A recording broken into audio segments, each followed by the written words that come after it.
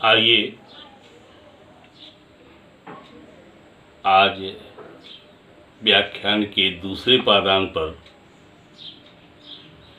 रसायन की व्याख्या होगी।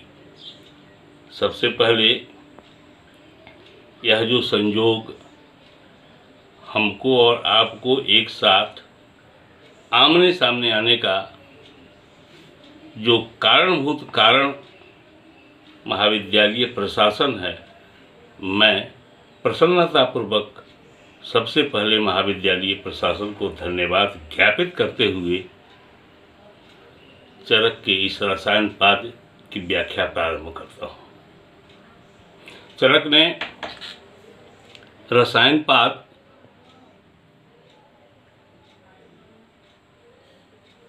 पहले अध्याय में 4 पादों में रसायन पाद की व्याख्या चरक द्वारा की गई है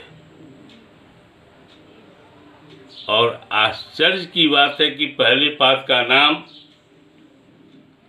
अभया अमलकीयम रसायन पादम करके नाम दिया गया है, अर्थात महर्षि चरक के द्वारा सबसे पहले चिकित्सा स्थान में जिन औषधियों को स्वस्थस्य औजस्करम माना गया, उसमें सबसे पहले व्याख्या महर्षि चरक ने अभया और अमल की अर्थात हरे और आंवले को दिया और उसके नाम से पहले अध्याय की उन्होंने व्याख्या ही कर दी। खैर, इन बातों पे बाद में आऊँगा, औषधियों की बात बाद में होगी। पहले तो हमें ये समझना है कि रसायन है क्या।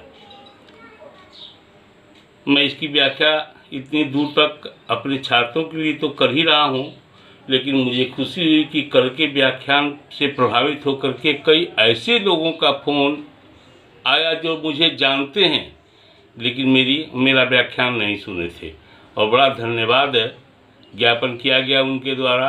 मैं आज और भी शब्दों को लचीला बनाते हुए छोटे शब्दों में समझाने का प्रयास कर रहा हूँ। रसायन एक संस्कृत शब्द है जिसका अर्थ है रस का पथ, रस का पथ, या यह भी कह सकते हैं कि रसादिकों का पथ। बाद में इसे मैं फिर चर्चा करता हूँ आगे। रसायन शब्द का प्रयोग रसायन विज्ञान के नाम से भी बहुत भाषाओं में हुआ है और अंततः इसे रसायन शास्त्र कह करके व्याख्यायित किया गया है। लेकिन अंग्रेजी शब्द में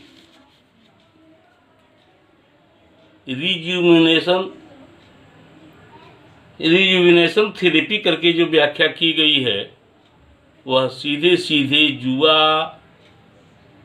होने के अति सन्निकट अर्थ रखता है, अर्थात मनुष्य में रसायन सेवन से जुआ में होने वाले उत्साह, बल और इंद्रियों के बल की स्थापना हो जाती है। पुनः रसायन शब्द की व्याख्या करते हुए मैं आपसे कहूँगा कि इसमें 2 शब्द हैं, रस और आयन। रस और आयन मिलाकर के रसायन शब्द की व्याख्या हुई है।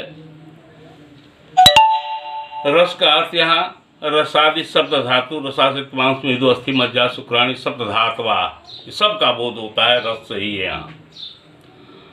आयन का अर्थ यहाँ पथ है, अर्थात रसायन की जब शब्द का जब शाब्दिक अर्थ लेंगे तो ये सीधे सीधे अर्थ निकल करके आएगा कि रसायन जो है हमारे शरीर में, शरीर के धारक जो हमारे सप्त धातु हैं उनके निर्माण में पथ को प्रशस्त करता है और उनका निर्माण करता है। यह सामान्य रूप से जब हम लेंगे तो यह इसी को महर्षि चरक ने लाभोपायो ही सस्ता नाम रसादि नाम रसायनम कहा करके व्याख्या किया है।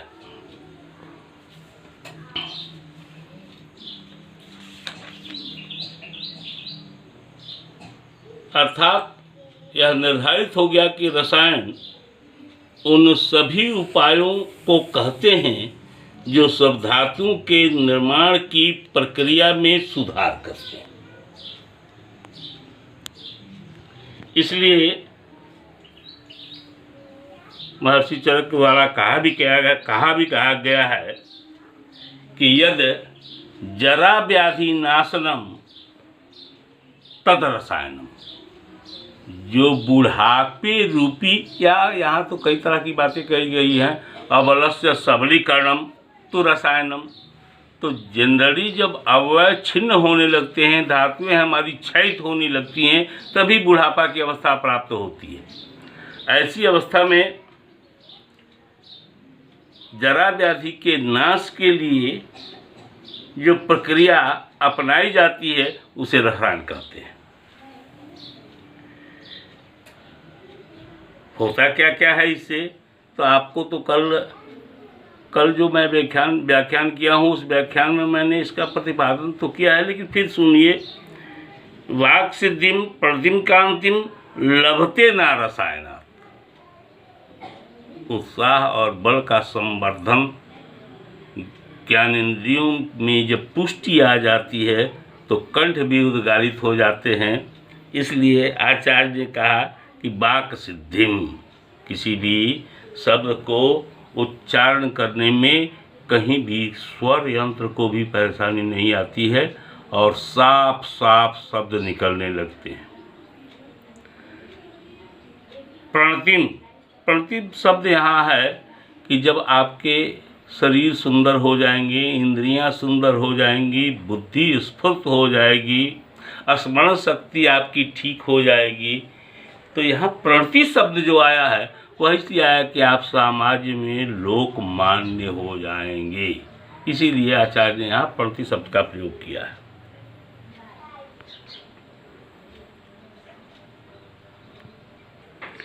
इस तरह वाक् सिद्धिम प्रणतिम कांतिम लभते ना रसायनात् और लाभोपायो सस्तानाम रसादीनाम रसायनम, तो आपको हमने बताया यह चरक चिकित्सा पहले अध्याय के 8वें श्लोक में इसकी चर्चा आपसे पहले भी हुई है। दूसरा, इन्होंने जा कर के पहले ही अध्याय के 79 नंबर श्लोक को फिर से कहीं आप भूल नहीं जाएं, यह उजागर करते हैं और रसायन की मर्यादा बताते हुए कहते हैं कि न जराम न च दौर्बल्यम। देखिए कितना बड़ा गुह्यार्थ है। यह संहिता ग्रंथ जो है संस्कृत में ही है और संस्कृत के शब्दों को समझने के लिए संस्कृत के श्लोकों के मर्म में जाना आवश्यक होता है।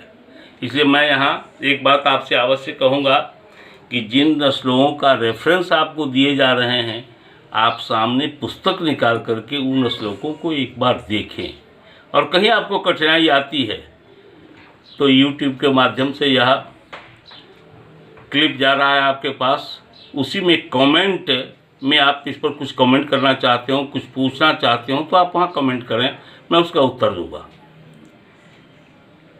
तो न जराम न च दौर्बल्यम न आतुर्यम निधनम न च जगुं वर्ष सहस्त्राणी, अर्थात इसके सेवन करने वाले महर्षि हमारे हजारों हजार वर्ष जीवित रह करके तपस्या किए, अध्यात्म किए, मानसिक शांति और शारीरिक बल को पा करके हजारों हजार वर्ष तक जिए। इस तरह रसायन शब्द पोषण एवं शरीर में उसके संवहन का कार्य का द्योतक है। रसायन संपूर्ण शरीर को संपुष्ट करता है इससे दीर्घायु, स्मरण शक्ति, बुद्धिमत्ता, विकार मुक्त युवा अवस्था, विशेष प्रभा, वर्ण, स्वर जिसमें औदार्यता हो, ऐसा शरीर एवं इंद्रिय प्रदान करता है एवं अवयवों के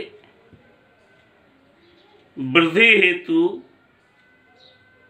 इसके द्वारा कार्य किए जाते हैं। आज जो काल चल रहा है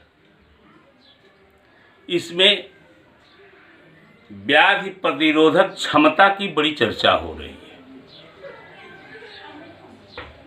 और हमें ये लगता है कि रसायन में प्रचुर मात्रा से शरीर में व्याधि प्रतिरोधक क्षमता बढ़ाने की क्षमता है। इस रसायन के द्वारा यह भी कार्य संपादित किए जाते हैं।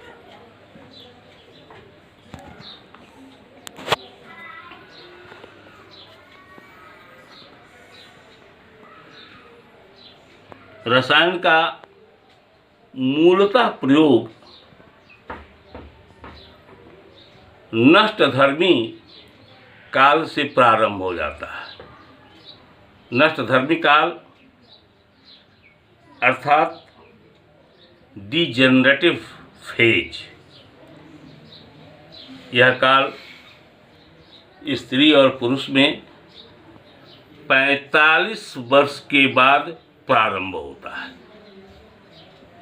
और इस काल में प्रचुर मात्रा में रसायन प्रयोग का विधान बताया गया है, जिससे डिजेनरेटिव फेज खत्म होकर के रिजुविनेशन प्रारंभ हो जाए। इसीलिए पुनर्युवा होने की थेरेपी बार बार कही गई है। लभते ना रसायनात्, जो चरक ने शब्द लिखा कि रसायन सेवन से इसकी प्राप्ति होती है।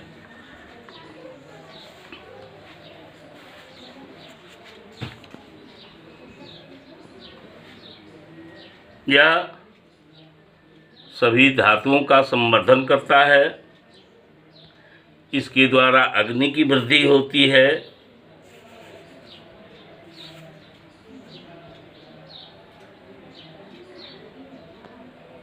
और मेटाबॉलिक एरर जहाँ से प्रारंभ होते हैं, इसके द्वारा उस कार्य को रोका जाता है और प्रॉपर मेटाबॉलिक सिस्टम को प्रॉपर रूप से चलाने की प्रक्रिया रसायन के द्वारा होती है।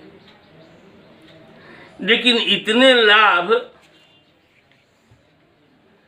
प्राप्त होते हैं इससे,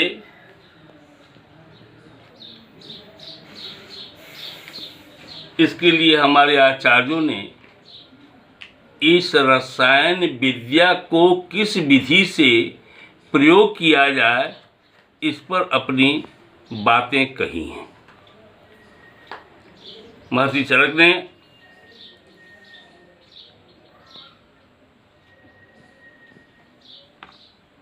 स्वस्थस्य स्वास्थ्य रक्षण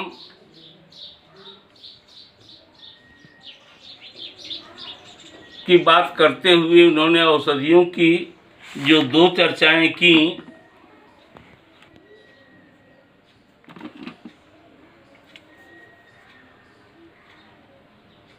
स्वस्थस्य औजस्कर औषध, वो यहाँ दो बात बता देते हैं आप। उन्होंने कहा कि भेषज दो प्रकार के होते हैं। भेषज का सीधा सीधा अर्थ है कि भयम जयति भेषजम। भय का अर्थ यहाँ रोग है। रोग रूपी भय से जो त्राण दिलाए उसे भेषज कहते हैं। यह भेषज दो प्रकार के हैं, स्वस्थस्य औजस्कर और आर्तस्य रोगनूत। स्वस्थस्य औजस्कर औषधियों की जो गणना की गई है उसमें 2 अध्याय महर्षि चरक के द्वारा जोड़े गए हैं। और यह बड़ा विचित्रता है आयुर्वेद के इस विज्ञान की कि इतनी अच्छी व्याख्या पता नहीं किसी और विज्ञान में है कि नहीं है, लेकिन यह वरदान स्वरूप मनुष्य को दिया गया है। और स्वस्थस्य औजस्कर औषधियों में रसायन और बाजीकरण 2 हैं। रसायन की चर्चा मैं कर रहा हूँ यहाँ। इसके बाद जो 8वां 7वां ये सब श्लोक जो है यह बाजीकरण की व्याख्या करता है, लेकिन बाजीकरण अध्याय में जब मैं आऊँगा तो बाजीकरण की सांगोपांग व्याख्या करूँगा। यहाँ रसायन की व्याख्या मैं करूँगा। और रसायन की व्याख्या करते समय हमारे आचार्यों के द्वारा जिन विधियों को इस रसायन को ग्रहण करने का तरीका बताया गया है, जिन विधियों से, उन विधियों की चर्चा मैं प्रारंभ करता हूँ। रसायन का प्रयोग का अर्थ यह नहीं है कि आप गए बाजार से, आपने च्यवनप्राश खरीदा या ब्रह्म रसायन खरीदा या बहुत से रसायन जो उपलब्ध हैं ले आए और खाने लगे। और खाने के साथ यह चाहते हैं कि चरक ने लिख दिया कि हमारे ऋषिगण सहस्त्रों वर्ष तक इसे ही खा करके, इसी की सेवन से तपस्या करते रहे, हमें यह क्यों प्राप्त नहीं हो रहा है। कहा कि जिन विधियों की चर्चा महर्षि के द्वारा की गई है, जिन विधानों की चर्चा महर्षि के द्वारा की गई है, उन विधानों को यदि हम छोड़ देंगे, उन विधियों को नहीं अपनाएंगे, तो रसायन के पूर्ण लाभ की चर्चा और जिस युग का गुणगान और यह गाथा इसके पहले या पहले भाग वाले व्याख्यान में भी जो हमारे द्वारा किया गया है, उस लाभ को लेने के लिए रसायन विधि सेवन की विधि को जानना आपके लिए परम आवश्यक होगा। इसलिए सबसे पहले 2 विधियों की चर्चा हुई है। इन्होंने कहा है कि रसायन सेवन के लिए 2 विधान हैं, कुटी प्रावेशिक और वातात्मिक। आचार्य ने कहा कि कुटी प्रावेशिक में, कुटी में प्रवेश करके, कुटी में निवास करके यदि आप इस रसायन का जिन विधियों के द्वारा कुटी में प्रवेश करना है, जिन विधियों के द्वारा कुटी को बनाना है, वैसे जिस तरह से वास्तुशास्त्र में स्थानों का निर्धारण, घर बनाने के लिए, कमरे बनाने के लिए, अलग अलग कर्मों के लिए, अलग अलग स्थान बनाने के लिए जो चर्चाएं की गई हैं, उसी तरह से इस कुटी प्रवेश में भी वास्तुशास्त्र का भी ध्यान रखा गया है। और कहा गया है कि उत्तर और पूरब की दिशा का कोना जो है वो देव कोना होता है। गांव के बाहर उस देव कोने में ही कुटी सुंदर तपस्वियों से सेवित जगह हो, देवताओं से पूजित जगह हो, ऐसे स्थान का चुनाव करके वहाँ 3 कमरे वाली कुटी का निर्माण करना चाहिए, जिस कुटी में खिड़कियाँ भी तरीके से बनी हों और रहने की हमारे जो रसायन सेवी उसमें आतुर रहेगा या जिसको रसायन सेवन कराना है, ऐसे व्यक्ति का जो निवास होगा उसको कहीं भी किसी भी तरीके से बाहर निकलने की आवश्यकता नहीं हो। वह उस स्थान में रहे और उस स्थान में रह करके शरीर के लिए संपूर्ण संशोधन का विधान, इसलिए कि रोग रहित और मार्ग को साफ करने का विधान आयुर्वेद में पंचकर्म के द्वारा समझा करके वर्णित किया गया है। वहाँ मैं आपको एक लाइन सीधे शब्द कहूँगा कि बॉडी लगातार आप भोजन कर रहे हैं, आपकी बॉडी अव्यवस्थित हो रही है, अवस्था में इसके अवयव छिन्न हो रहे हैं, मेटाबॉलिक इसमें आ रहे हैं और उसके चलते शरीर आपका क्षीण होता जा रहा है। तो जब क्षीण होगा तो आप अबल होंगे और अबल का ही नाम बुढ़ापा है, अवयव के क्षीण होने का ही नाम बुढ़ापा है, उत्साह के कम होने का नाम बुढ़ापा है।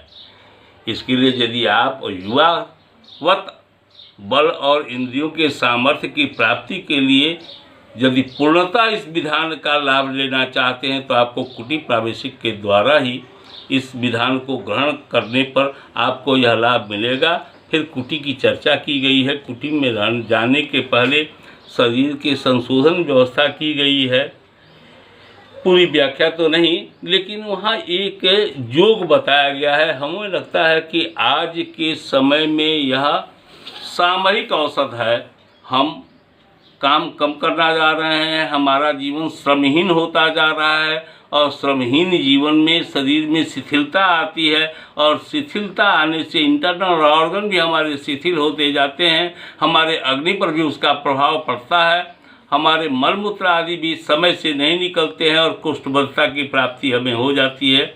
मैं आप यहाँ एक महर्षि चरक के द्वारा प्रकाशित, जो उन्होंने कहा कि कुटी में जाने के बाद इन औषधियों का प्रयोग होना चाहिए, ऐसी औषधियों का वर्णन संभवतः कुटी प्रावेशिक के बाद ही औषध मैं कल आपको दूंगा, समय खींचता जा रहा है। दूसरा विधान है वातात्मिक, कि आप किसी भी अवस्था में औषधियों को ले आ रहे हैं, 1 चम्मच खा ले रहे हैं सुबह शाम, अग्निबल भी आपका ठीक नहीं है, शरीर भी उसे नहीं पचा रहा है, लेकिन आप लाभ चाहते हैं जो महर्षि चरक के द्वारा बताया गया है वैसे लाभ आपको मिल जाए, तो उसके लिए उन विधियों की चर्चा जो आपसे की जा रही है, उन विधि विधानों से रसायन का सेवन यदि किया जाए तो संपूर्ण लाभ मिलता है। जो कहा गया है वह सारा लाभ मिलता है। कुछ औषधियाँ इसमें काफ़ी लोगों पर हम लोगों के द्वारा भी देखी गई हैं। इसलिए आज के लिए इतना ही, कल मैं औषधियों का वर्णन करूँ। धन्यवाद।